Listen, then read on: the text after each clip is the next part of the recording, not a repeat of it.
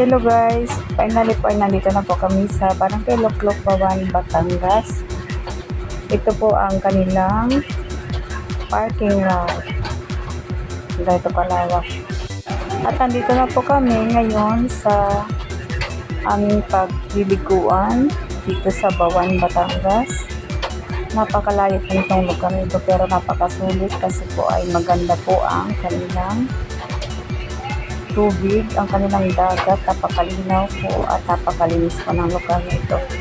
Ito po ay nandito po kami ngayon sa Alexis Resort dito sa Bawan, Batangas po.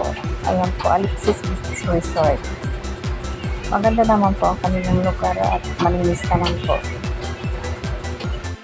At ito naman po ang kanilang mga cottages. Ganito naman po yung mga lamisa. Ayan po, ganyan po kapag po kayo ay nagpa-reserve ay mag-a-assist po sa inyo dyan. Ayan, dyan na po yung aming mga gamit, mga pagkain. Ayan, nagluluto pa kami ng pansit. At yan naman po, ayan, nagluluto pa ang asawa ng pinsan ko ng pork chop. At ako naman po ay nag-iigaw ng mga hotdog. Ayan po, ganyan po kadami ang mga hotdog at ang lalaki po nila. Para sa mga bata kakain maya-maya. At dito naman po sa aming katabi, ito po ang Lusoy Beach Resort po. Ayan po, may swing po sila. Ayan, madami din po sa kanilang mga nagpa-reserve na mga bisita. Ayan, kanda po ang Bawan, Batangas. Napakalinis pa ng kanilang mabato po, pero ang sarap sa kaayan po, ganito po kaganda dito sa Bawan, Batangas. Ayan, may mga cottages po dito. Ang katabi, ay yung isa naman po dun sa liban na unahan, yung po ay natanap.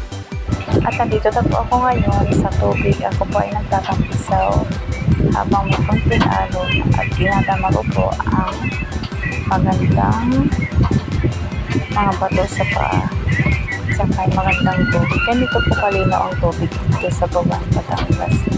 Sobrang napakalinis po. Hindi po kayo mag-isisi. Malayo man pero the best. Yan po, nakikita nyo po. Ganyan po kaganda dito ang tubig nila.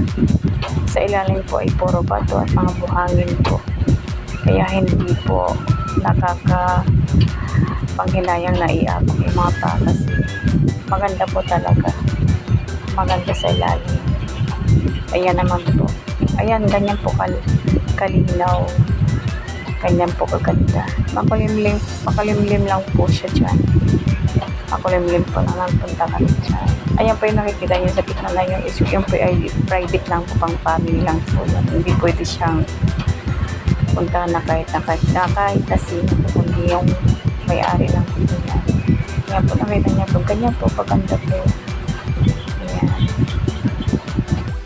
At dito naman po ang dito po pwedeng paglutuan, pero magbabayad po kayo dyan ng 200 pesos kung gusto niyo pong magluto. Ayan, may mga kwarto-kwarto din po dyan sa mga mag-overnight. Ayan, at ayan yung pinsan ko karami nagpipicture.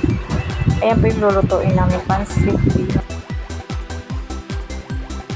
At sa mga oras po ito ay umahon na po kami sa aming pagliligo, sa aming paglangon-langon kasi po ay biglang bumuhos po ang ulan, pero sila nandiyan pa rin. Naglalaro po sila ng volleyball kahit po ay naulan. Maganda po talaga. Sa lahat po ng aking mga members, sa mga nag-share ng blessings, ay maraming salamat po sa inyo lahat. Sa walang sawang pagsupport po sa aking channel. Thank you for sharing your blessings, guys. At pagpalain pa po kayo ni Lord sa mga ginagawa niyo, kabutihan sa kapwa niyo. Thank you so much din po sa aking mga supporters na nandyan po sila every time na magla-live ako simula umpisa hanggang sa magtapos po ako. Kaya maraming salamat guys sa inyong pagsuporta po sa aking YouTube channel.